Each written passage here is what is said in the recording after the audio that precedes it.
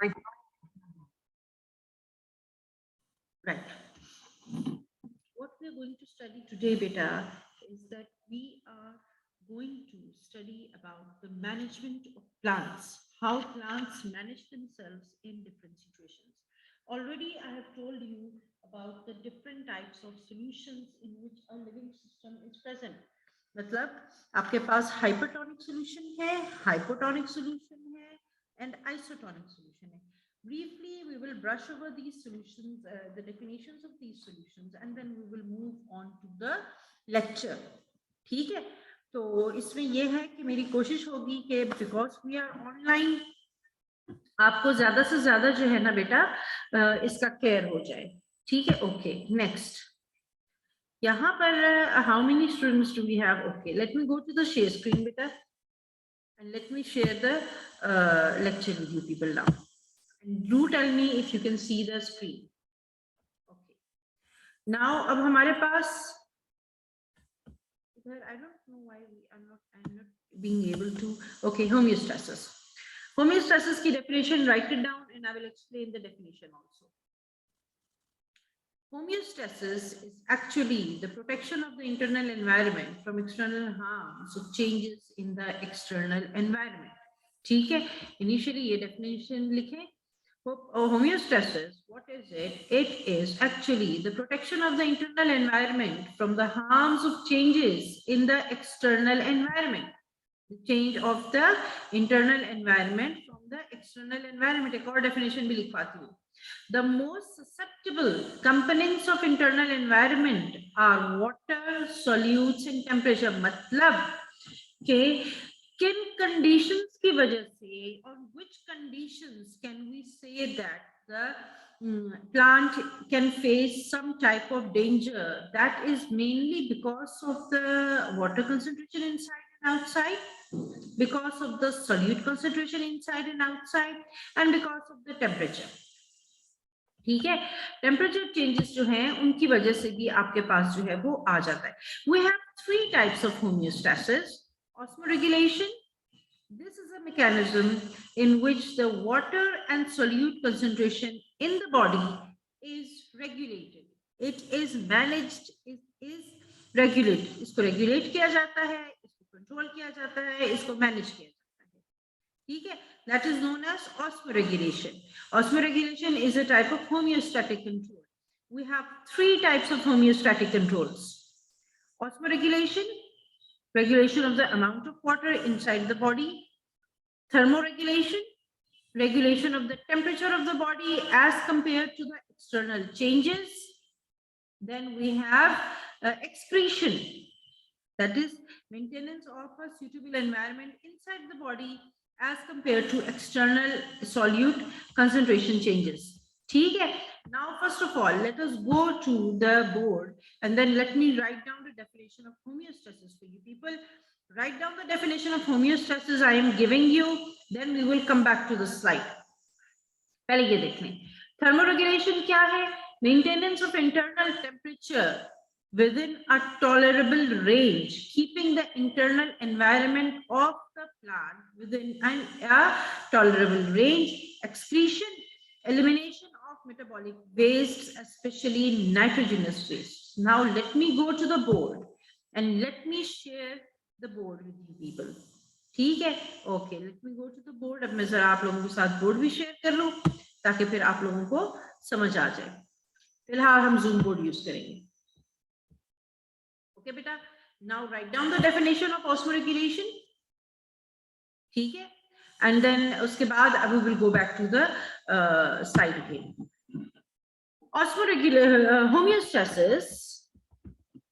Homeostasis is, जल्दी जल्दी लिखें, is defined as the maintenance of a stable, write down a definition, internal environment within a living body.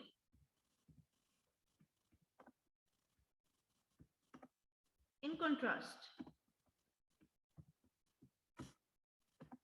to the narrow range external or internal deviations या changes. Explain करती types क्या है? Types of homeostasis आपके पास हैं water control, osmoregulation, लिखते जाइए osmoregulation और temperature control, thermoregulation,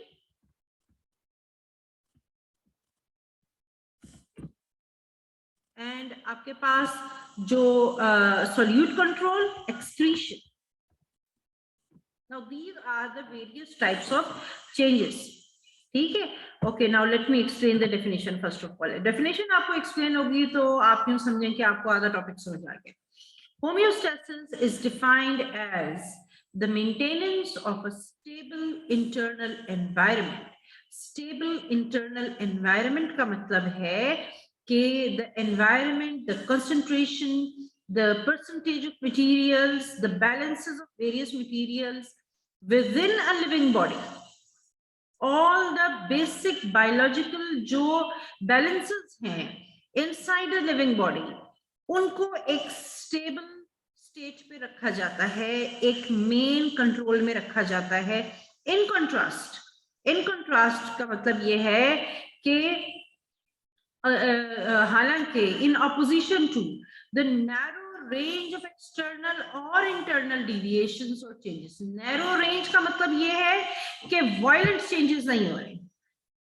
Violent change का मतलब ये है कि violent change का मतलब ये है कि अचानक कोई चीज change हो गई है. ठीक है? तो ये this is very important कि होमियोस्टेसिस में violent changes को बॉडी जो है वो मैनेज नहीं कर पाती. The body does not have the capacity to manage very large changes or very violent changes. Example आपको मैं अभी समझाती हूँ. लेकिन narrow range gradual changes को बॉडी जो है वो अपने आप को मैनेज करती है. ठीक है? Types of homeostasis क्या है? Osmoregulation, in which the amount of water in the body is regulated. Thermoregulation, जिसमें के the temperature of the body is regulated, and excretion, in which the amount of salts in the body are going to be regulated. Now, first of all, हम ये देख लेते हैं कि narrow range of changes का क्या मतलब है. Narrow range of changes का मतलब ये है, यहाँ पर लिख लेते हैं. Narrow range का मतलब ये है gradual and mild changes. For example, आपको एक आसान सा एग्जाम्पल आपकी एवरीडे लाइफ में से मैं आपको देती हूँ, इससे आपको अंदाजा हो जाएगा. ठीक है? Now you are coming home from outside and it is very very hot. बहुत गर्मी है और आप बहुत ज्यादा जो है गर्मी में से धूप में आप कहीं may be you have to walk through some place और you have to walk a long road. एक लंबे रास्ते से चल चल के आपको घर आना पड़ा. ठीक है? आप घर आते हो तो फिर क्या है, घर के अंदर अम्मी ने क्या किया हुआ है, अम्मी ने आपके लिए घर के अंदर जो है वो ठंडा पानी भी रखा हुआ है और एसी भी लगाया हुआ है और खूब अच्छा सा माहौल आपके लिए घर में बनाया हुआ है. ठीक है? तो घर में जो बड़े होते हैं वो ये कहते हैं कि एकदम से जो है बहुत ज्यादा गर्मी से एकदम से एसी वाले कमरे में ना जाओ. कहते हैं ना, बड़े कहते हैं कि पहले पसीना सुखा लो थोड़ा सा. पसीना सुखाने का मतलब ये नहीं होता है कि बस आप जो है ना उसको कोई ड्रायर लगा लो. पसीना सुखाने का ये मतलब होता है कि आप गर्मी से अब घर आए हो तो थोड़ा सा sit in a little bit cooler place, कहीं छांव में बैठे, कहीं हल्का सा पंखे के नीचे बैठे and allow your sweat to evaporate. मतलब क्या है, you give your body to settle to the little bit of change जो कि हो गया है. और फिर अगर may B you have to take a shower तो फिर आप ठंडे पानी का शावर लो. When you come from outside, एकदम तेज गर्मी से एकदम से अगर आप ठंडे पानी का शावर लेंगे तो क्या हो सकता है, it can become very dangerous for your body. क्यों? क्योंकि आपने एक violent change दे दिया body. May be from 50 degree centigrade आपने एकदम से बॉडी को 10 डिग्री दे दिया. तो क्या हो गया, it can lead to failure of the brain, it can lead to failure of the body systems. क्यों? Because it is not possible for the body to control all these homeostatic changes very very quickly. तो क्या होता है, body क्या करती है, body को थोड़ा सा टाइम, इसी तरह प्लांट्स के लिए टाइम लगता है। अब एक प्लांट जो है ड्यूरिंग द समर्स, एक प्लांट जो है वो it is living, then gradually when the winter starts to approach, the plant kya karta hai, it brings about various kinds of changes, it sheds its leaves, it gets prepared for the next season. So that is a narrow range of changes which is taking place 1 degree, 2 degree fall in temperature is making the plant ready for the next change that has to come, the winter.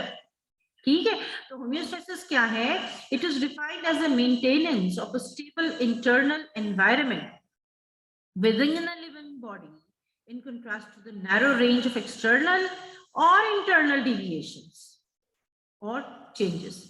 Types क्या है, types of homeostasis हैं osmoregulation, thermoregulation, excretion. Osmoregulation, maintenance of the amount of water in the body. Thermoregulation, keeping the body at a normal temperature. And excretion, maintaining the osmotic potential of the body, the solute potential of the body. Now let us go back to the slide again. And I am sharing the slide now. Okay. अब हम क्या कर रहे हैं? And now we have come to the main slide again. Thermoregulation, maintenance of internal temperature. Now let us go back to the definition. Protection of the internal environment from the harms of changes in the external environment. No, do not learn this definition. Write down the definition that I have given you people on the board. वो definition आपने याद करनी. The most susceptible components which are going to be, which have to be maintained are water, solutes and temperature. Osmoregulation क्या है? Mechanism of regulation of water and solutes concentration in the body. ठीक हो गई बात? अच्छा जी, thermoregulation क्या है? Maintenance of internal temperature within a tolerable range. I hope कि समझ आ रही है. Excretion, elimination of metabolic waste, especially nitrogenous waste from the body. Next, homeostatic control systems working both extracellular and intracellular environment. They keep various components in the body in the required amount. Balance में रखता है. Water balances है, maintained inside the body, whether there is sufficient water or lack of water in the external environment. Now आप देखें, a very good example of this is are the plants that are living in the deserts. Now deserts के अंदर आप देखें मेरा बेटा कि deserts के अंदर पानी नहीं होता है, बारिश बहुत कम होती है, water balances बिल्कुल भी नहीं है वहां पर, water supply is not present in the desert. But the plants in the desert, they are surviving. They are storing a lot of water inside their bodies also. तो इसका ये मतलब है कि it is working both from the extracellular intercellular environment and it keeps the various components that are very very important for the normal functioning of the body. ठीक है? The three components of the living control system for bringing about homeostasis. अब ये बहुत important बात है. वो receptors हैं, control centers हैं, effectors हैं. Now this is working in animals. For example, in animals it is the brain which is the control center. But because we are going to study the plants, so इसको फिलहाल इसको हम discuss नहीं करेंगे. Osmoregulation in plants. The water relations in the plants, I have already told you, the water relations, that is the tonicity of various systems. Water concentration in cells is usually maintained by homeostasis. Balance of water and solutes in the body is known as osmoregulation. Extracellular tissue fluid and the body system, इनके three types of comparisons हैं हमारे पास. एक ये है hypotonic solution, when the fluid is more dilute than the cell sap. We are studying the system in which we have a solution in which the cell has been suspended. If that solution in which the cell has been suspended is of pure water or of a dilute solution, then it is said to be hypotonic to the cell.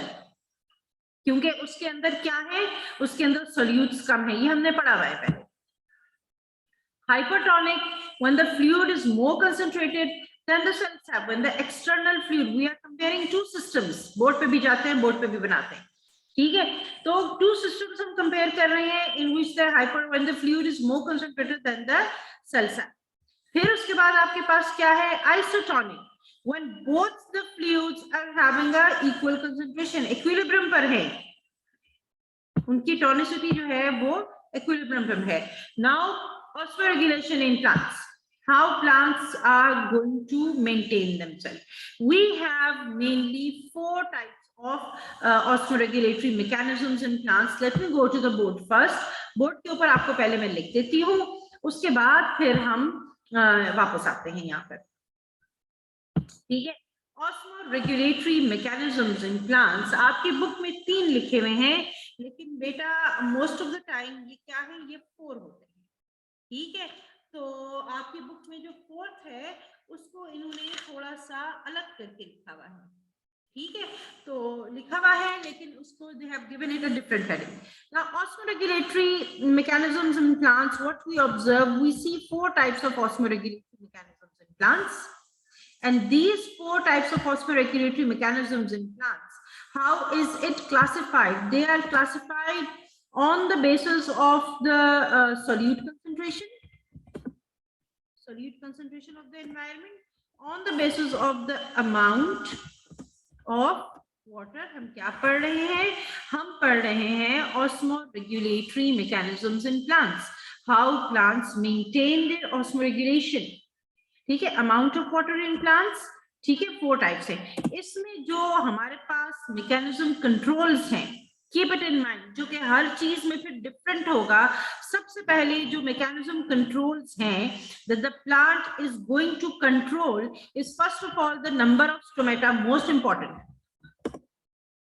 depending upon the amount of water available, the number of stomata सबसे important है, the position of stomata next important है, ठीक है, the position of stomata next important है, then the nature of the vacuole, ये आपको नहीं पता, ये मैं explain करूंगी, ठीक है। nature of the vacuole बहुत ज्यादा important है, length of the root system another important factor, ठीक है। Length of the root system, ये आपको समझ आ जाएगा, सारा पक्का याद हो जाएगा, ठीक है।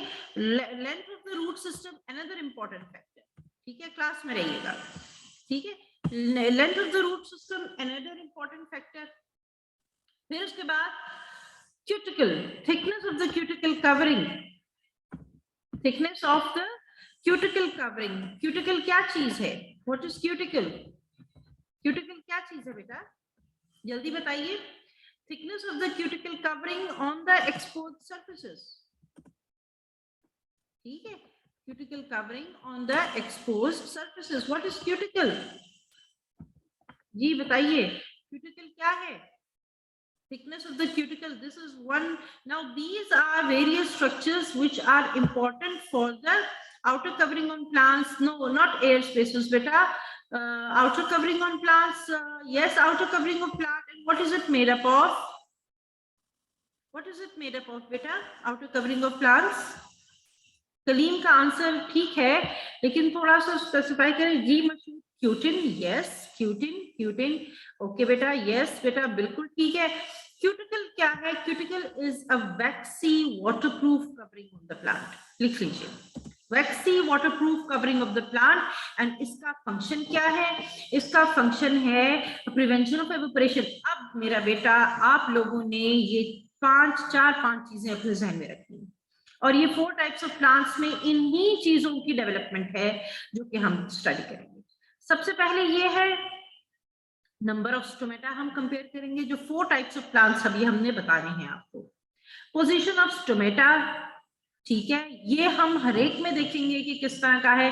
अपने पास एक टेबल बना लीजिए, कॉलम बना लीजिए, 4 खाने बना लीजिए बीच में, और 4 खानों के ऊपर हेडिंग बता देती हूँ आपको क्या लिखनी। नेचर ऑफ द वैक्यूल क्या है, ये हम लिखेंगे। Length of the root system very very important है। Thickness of the cuticle on the exposed surfaces, फिलहाल ये चीजें जो है ना ये हम देखते हैं। Now the 4 types of plants, इधर आ जाते हैं वापस, इन 4 टाइप्स ऑफ प्लांट्स की बारी नहीं आ रही, चलें जी।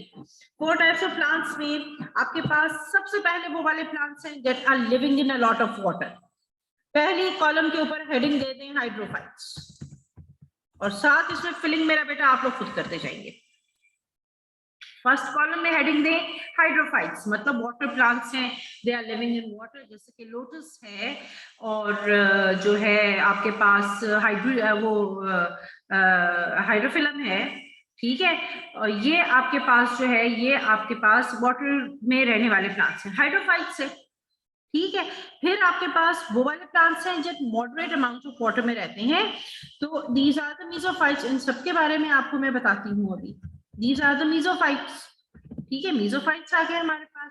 अच्छा जी, मीसोफाइट्स के बाद अब आपके पास नेक्स्ट चीज जो आ रही है वो प्लांट्स हैं जो कि बहुत लेस अमाउंट ऑफ वाटर के अंदर रहते हैं, दोज आर द ज़ीरोफाइट्स। समझ आ रही है ना बेटा, ठीक है। अब इनकी एडेप्टेशंस हमने इन चारों पांचों पॉइंट्स के हिसाब से डिस्कस करनी है। आपका टॉपिक तकरीबन तैयार हो गया है, जबरदस्त तैयार हो गया है। ये 4-5 पॉइंट्स जो हैं हमने इनमें यही पॉइंट्स डिस्कस कर रहे हैं and we are going to see के how these plants are managing all these structures. These structures that I have told you people over here, these structures are different in all these plants. Number 3 हो गया ज़ीरोफाइट्स, और फिर एक और हमारे पास group of plants हैं जो कि आपकी बुक में उन्होंने अलग किया हुआ है, those are the halophytes. Halophytes क्या होते हैं जी बेटा जी, बताइए, व्हाट आर हेलोफाइट्स जी मेरा बेटा, जल्दी से बताइए। अच्छा, ये चीजें जो है ना बेटा, these are going to be included in the paper also, so try to learn them in the class as you are with me. Sea water plants हैं, okay okay okay, salty environment में रहते हैं, ठीक है ठीक है ठीक है, salt water plants हैं, found in salty water, okay, सबके आंसर्स बिल्कुल ठीक है, तकरीबन पूरी क्लास ने आंसर किया, शाबाश, ठीक है। हेलोफाइट्स हैं। अब हम जाते हैं टुवर्ड्स द स्लाइड की तरफ जाते हैं, बोर्ड लिख लिया आपने, okay, now I am going to the slide, और अब हम देखते हैं ऑस्मोरेगुलेशन इन प्लांट्स, ठीक है। आई थिंक ये स्लाइड आपके पास चेंज नहीं हुई है, ठीक है, मैं आपको स्लाइड, ओके स्लाइड आ गई, okay. On the basis of habitat and water availability, plants are of 4 types, not 3 types, okay, they are of 4 types. Hydrophytes, now these are hydrophytes. Hydrophytes are those plants that live in a lot of water. ये देखिए lotus है, lotus क्या है, ये पानी में रहता है, ठीक है, लोटस फ्लावर है, बड़े बड़े लीव्स हैं उसके, ब्रॉड लीव्स हैं, ठीक है। अच्छा जी,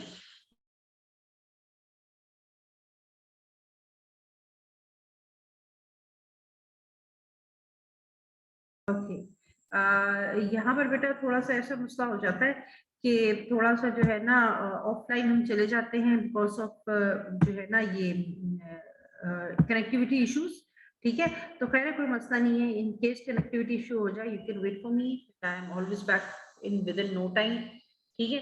तो अच्छा जी, ये अब मैंने आपके साथ स्लाइड शेयर की है, I have shared the slide with you people, can you see the slide now? Yes you can see the slide, okay, right. On the basis of habitat आपके पास यहाँ पर water availability है, plants of 3 types and hydrophytes. They show some adaptations to prevent flooding of water. Flooding of water का मतलब ये है overflowing of water, लिखते जाइए साथ, flooding of water, बिल्कुल बहुत ज्यादा पानी की जरूरत नहीं है, they do not need so much of water, ऐसा बिल्कुल पानी का सैलाब आ जाएगा। और एक चीज जो बेटा बहुत इंपॉर्टेंट है, अब मैंने बोर्ड नहीं खोला हुआ, वो है सोल्यूट कंसंट्रेशन, इलेक्ट्रोलाइटिक बैलेंसेस, लिखे बुक के अंदर, electrolytic balances are very very important for the body for normal functioning. अगर इलेक्ट्रोलाइटिक बैलेंस खत्म हो जाता है तो इलेक्ट्रोलाइटिक बैलेंस आपकी बॉडी का सोल्यूट बैलेंसेस जो होते हैं उनकी वजह से क्या होता है कि body functions get hampered, so flooding can disturb these electrolytic balances in these living cells, ठीक है। So to prevent flooding, which is a very huge danger for them, flooding को prevent करने के लिए इन leaves में नंबर 1 हमारे पास क्या है, large leaf surface area, बहुत बड़े बड़े leaves हैं। जिम्नोस्पर्म्स में हमने देखा था needle like leaves थे, thick and reduced leaves थे, यहाँ पर देखें large leaves हैं, लिखे थिन लीव्स हैं हाइड्रोफाइट्स में, and a large stomata present है which are present on the upper side. Stomata present है, ऊपर वाली साइड पर स्टोमेटा प्रेजेंट है, cuticle very very thin to promote as much evaporation as possible from the body. ठीक है, अच्छा root system क्या है? छोटा सा रूट सिस्टम है, a very short root system जो है इनके अंदर प्रेजेंट है। छोटे छोटे रूट सिस्टम्स हैं, ठीक है, छोटी छोटी रूट्स हैं, डीप रूट्स नहीं है, they do not have deep roots. अब क्या है एडेप्टेशन यहाँ पर? हाइड्रोफाइट्स की एडेप्टेशन बेटा जल्दी जल्दी लिखिएगा। शॉर्ट रूट सिस्टम है, नो रूट हेयर्स हैं या लेस रूट हेयर्स हैं, नो क्यूटिकल्स हैं, लार्ज लीव्स हैं, मोनोफेशियल लीव्स है। मोनोफेशियल लीव्स का मतलब ये है ऊपर और नीचे वाला साइड लीव का बिल्कुल एक जैसा है। बाइफेशियल लीव्स नहीं है। बाइफेशियल लीव्स में ये है कि ऊपर वाली साइड का स्ट्रक्चर नीचे वाली साइड से थोड़ा सा डिफरेंट होता है, जो कि हमने इस चैप्टर के शुरू में देखा था। एग्जाम्पल एकोर्निया क्रेसिपिस, ये ठीक है, एंड वाटर लिली, ठीक है, These are examples. अब नेक्स्ट आपके पास आ जाते हैं मीजोफाइट्स। मीजोफाइट्स वो हैं जो कि हमारे इर्द गिर्द हैं, the very beautiful plants we have around us. Now mesophylls में बेटा they are partially submerged in water. Partially submerged in water. अब मैंने ये लफ्ज जो बोला है आप मुझे जरा बताएं कि what is the meaning of partially submerged in water? What is the meaning of partially submerged in water? जी बेटा, अच्छा उस्मान गनी मैं पीछे करती हूँ, तब तक मुझे आंसर दें आप लोग। When I say partially submerged, इनके कौन से वाले बॉडी पार्ट्स जो हैं वो पानी के अंदर है? ये तो पूरे के पूरे पानी में। तो मीजोफाइट्स में partially submerged in water कौन से वाले बॉडी पार्ट्स? शाबाश, यस बेटा, रूट्स, ठीक है, रूट्स जो हैं they are in contact with the water supply.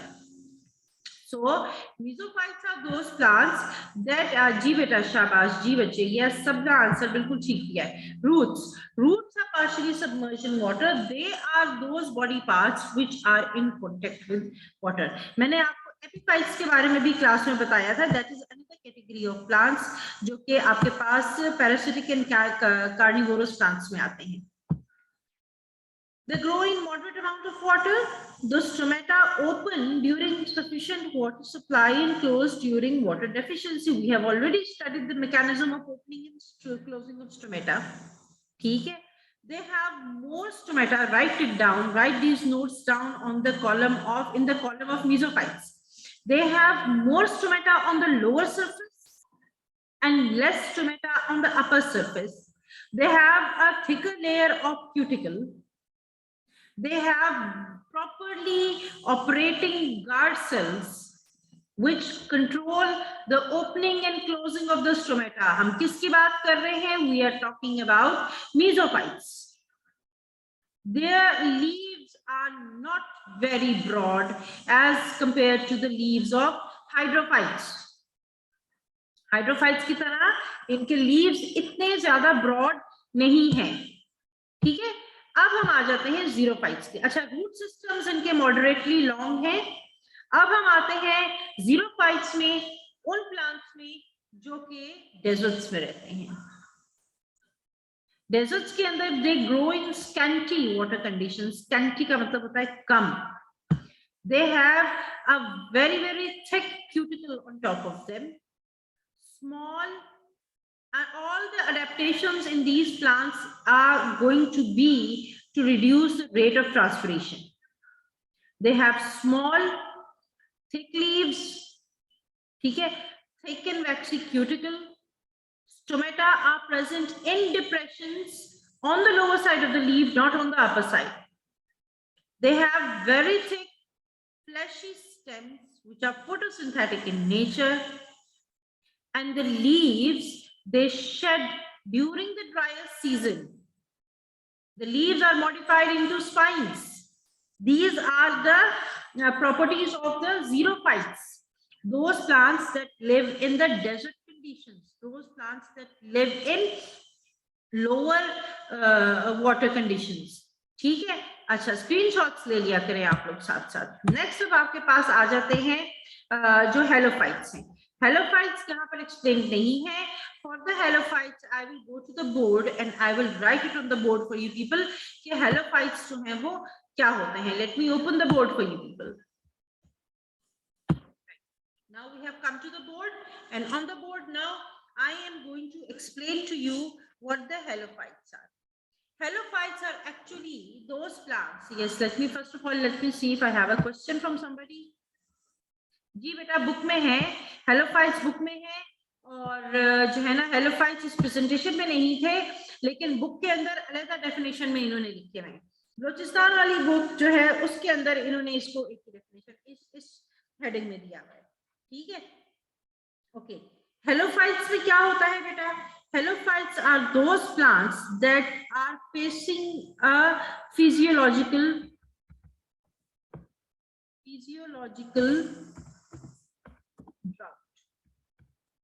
Physiological drought का मतलब ये है कि पानी है लेकिन पानी अवेलेबल नहीं है। क्यों? क्योंकि they are living in high salt concentrations, means कि they are living in hypertonic environments. ये हाइपरटोनिक एनवायरनमेंट में रहते हैं। And according to the definition of जो ऑस्मोसिस है, हमने देखा था कि movement of water from a region of higher water potential to lower water potential, तो they are living in a lower water potential environment, जिसकी वजह से वाटर प्रेजेंट होते हुए भी it is not present for them, that is say meaning के they are living in a physiological drought. ठीक है, इनके अंदर क्या है?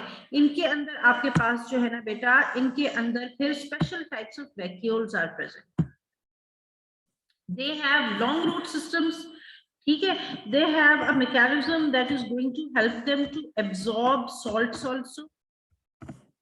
ठीक है, and then they will store these salts in their vacuoles. ठीक है, salts will be stored in the vacuoles, जिसकी वजह से क्या है कि जहां पर बायोकेमिकल प्रोसेसेस हो रहे हैं, where are the biochemical processes of the plants taking place in the cell? Biochemical processes कहां पर हो रहे हैं? जल्दी बताइए, टाइम कम रह गया है। कहां पर बायोकेमिकल प्रोसेसेस हो रहे हैं? जो आपके बायोकेमिकल प्रोसेसेस है, they are mainly taking place inside the cytoplasm. ठीक है, so these salts, they are not going to be kept in the cytoplasm, they will be included in the cell. Yes beta shabash, they will be included in the cell, but they will be stored in such an area jahan par they will not interfere with the biochemical machinery, and वो क्या है? वो vacuoles है।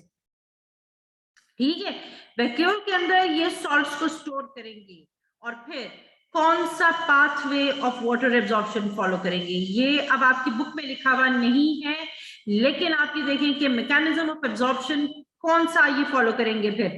Symplast, apoplast या transmembrane vacuolar? अब देखिए, now this is an adaptation for them, they will be following which pathway for absorption of water? जल्दी बताइए ना बेटा।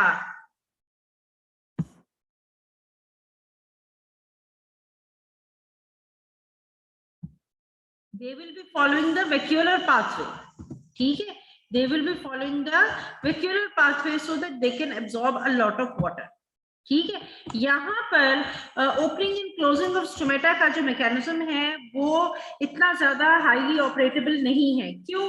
क्योंकि इनके अंदर वाटर का जो है ना मसला, because a lot of water is not available for them, so most of the time stomata जो है ना वो they do not open during the daytime very much. Mild opening of stomata होता है just to cool down the plant, लेकिन जो conventional stomatal operation है in the mesophytes वो यहाँ पर present नहीं है।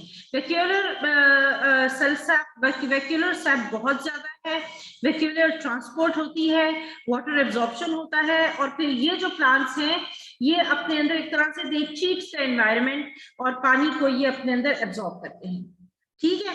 उसके अलावा they have a large number of root hair, they have thick cuticle, small leaves हैं, so that they can prevent loss, and then they have hydrophobes by which they excrete extra salts, ठीक है। ये इनके अंदर हमारे पास adaptations हैं।